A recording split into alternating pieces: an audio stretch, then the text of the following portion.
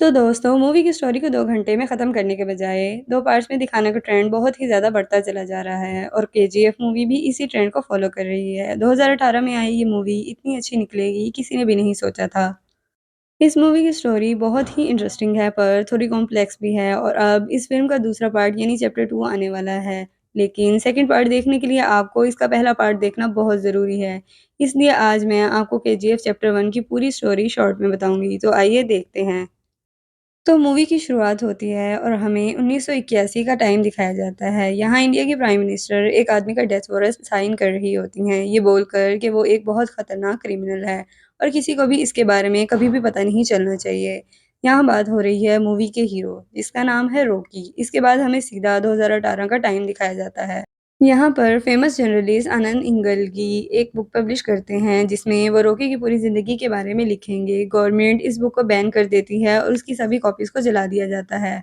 इस बुक की एक आखिरी कॉपी किसी तरह से एक न्यूज़ चैनल के हाथ लग जाती है। वो न्यूज़ चैनल वाले आनंद जी का इंटरव्यू लेते हैं ये जानने के लिए कि उनकी बुक में कितनी सच्चाई है। इस बुक का नाम है एल डोराडो।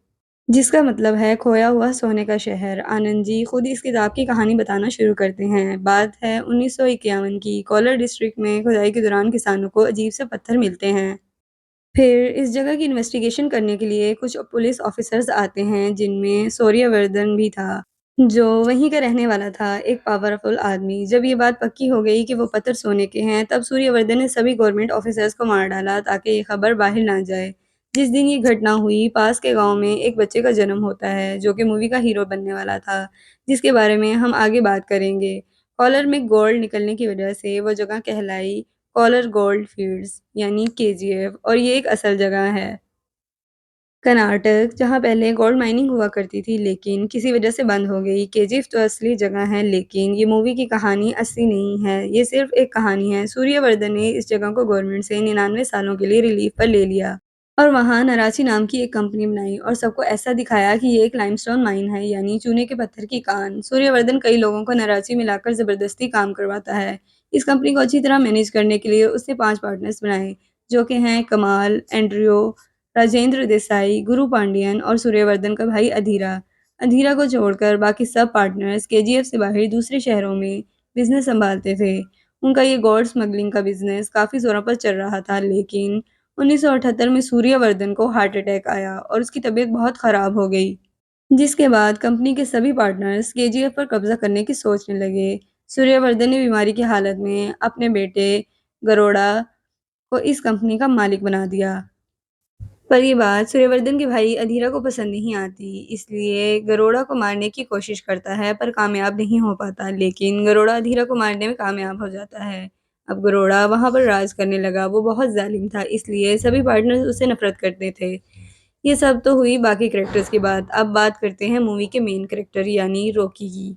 रॉकी का असल नाम था राजा कृष्णप्पा बैरिया। उसकी माँ एक विधवा और बहुत गरीब औरत थी। जब राजा 10 साल का था, उसकी माँ बीमारी से मर गई थी, लेकिन मरने से पहले उसने अपने बेटे से वचन लिया था कि उसे बड़ा होकर बहुत ताकतवर और अमीर बनना होगा, ताकि वो खुद भी अच्छे से जी सके और लोगों की मदद कर सके। इसलिए राजा मुंबई चला गया और उसने अपना एक नाम रखा, रॉकी। वहाँ उसने अपनी हिम्मत से डॉन शेट्टी का दिल जीत लिया और काम करने लगा और धीरे-धीरे रॉकी पावरफुल हो गया।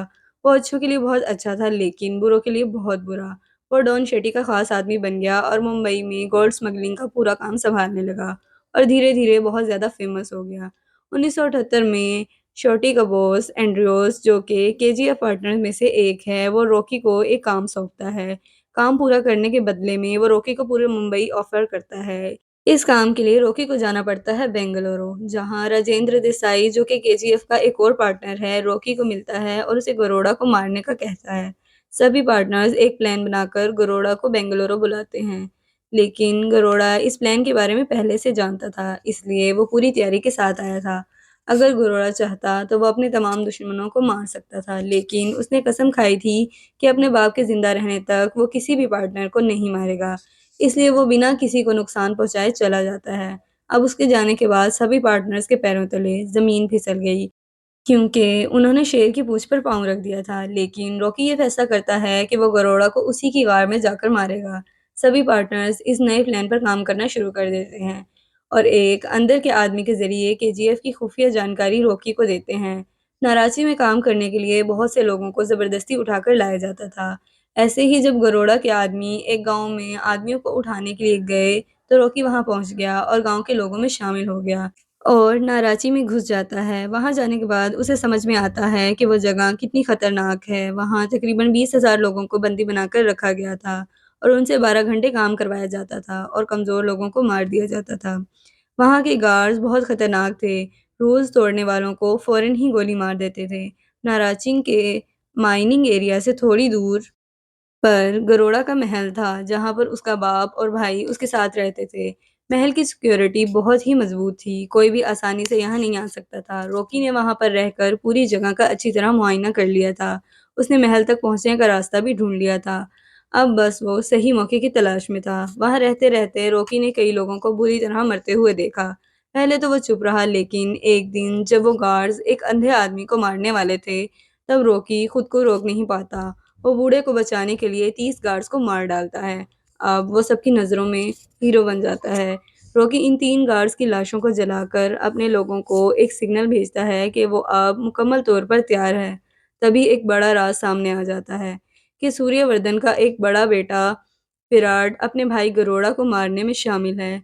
विराट अपने भाई से बिल्कुल मुख्तलिफ था और वो बहुत नरम दिल था। उसने रॉकी तक खुफिया जानकारी पहुंचाई थी ताकि रॉकी अंदर घुस सके और अब रॉकी का सिग्नल मिलते ही विराट भी तैयार हो जाता है। लेकिन गार्ड्स की गैर मौजूदगी और बड़ी सी आग को देखकर गरोड़ा के लोग भी होशियार हो जाते हैं। वो लोग चेकिंग करने के लिए जाने लगते हैं, लेकिन उनका ध्यान बटाने के लिए तभी विराट अपने बाप को मार देता है। सूर्यवर्धन की मरने की खबर सुनकर सभी वापस आ जाते हैं और रॉकी बच जाता है। गरोड़ा अपने बाप का अंतिम संस्कार करने के बाद तय करता है कि वो काली पूजा के बाद सबकी खबर लेगा। गरोड़ा हर साल पूजा में 3 बकरों की बलि चढ़ाया करता था, लेकिन इस बार वो बकरों के बजाय 3 इंसानों की बलि चढ़ाने वाला था। ये तीनों उसके दुश्मन थे, जिन्हें एक खास कमरे में कैद करके रखा गया था। जब गरोड़ा पूजा करने के लिए निकलता है, तभी रॉकी सबसे छुपकर उस कमरे तक पहुंचता है जहां इन 3 लोगों को रखा गया था। रॉकी इनमें से एक आदमी को मार के उसकी जगह ले लेता है। फिर 3 लोगों को पूजा में लाया जाता है। इस पूजा में नाराची के सभी गार्ड्स और 20,000 काम करने वाले लोग भी शामिल थे। गरोड़ा पूजा शुरू करता है और वो 2 लोगों की बलि चढ़ा देता है, लेकिन जब तीसरी बारी आती है, तभी रॉकी सबकी पकड़ से छूटकर गरोड़ा की तलवार लेकर उसका गला काट देता है। रॉकी ने हज़ारों के सामने गरोड़ा को मार डाला। ये खबर आग की तरह फैल गई। केजीएफ के चारों पार्टनर्स ये सोच रहे थे कि अब वहाँ उनका राज होगा। लेकिन रॉकी के दिल में कुछ और ही था। वो यहाँ मुंबई जीतने नहीं आया था, उसे तो पूरा केजीएफ चाहिए था। वो चाहता तो गरोड़ा को बेंगलुरु में ही मार सकता था, लेकिन उसने ऐसा नहीं किया। रॉकी उसे केजीएफ में सबके सामने मारना चाहता था ताकि वो वहाँ राज कर सके। गरोड़ा के मरते ही उसके गार्ड्स रॉकी पर हमला करने लगते हैं, लेकिन 20,000 लोग रॉकी के साथ मिल जाते हैं, जो उसके एक इशारे पर कुछ भी कर सकते थे। रॉकी के अलावा और भी बहुत से लोग थे, जिनकी नज़र केजीएफ पर टिकी थी। एक इनायत खलील था और दूसरा सूर्यवर्धन का भाई अधीरा, जो कि अभी तक मरने की एक्टिंग कर रहा था। ये सब हुआ था 1978 में, पर ये सिर्फ आधी कहानी है। बाकी कहानी चैप्टर नंबर 2 में दिखाई जाएगी, जिसमें रॉकी का कई लोगों से सामना होगा, जो केजीएफ पर कब्जा करने की कोशिश करेंगे। सेकंड पार्ट में ही हमें पता चलेगा कि प्राइम मिनिस्टर ने 1981 में रॉकी को मारने का ऑर्डर क्यों दिया। चैप्टर 2 में अधीरा का रोल करने वाले हैं संजय दत्त और प्राइम मिनिस्टर यानी कि रमिका सेन का रोल करने वाली हैं रवीना टंडन। तो ये थी केजीएफ चैप्टर 1 की स्टोरी। अगर वीडियो अच्छी लगे तो लाइक, शेयर और कमेंट ज़रूर करें और ऐसी वीडियोस देखने के लिए सब्सक्राइब करें हमारा चैनल।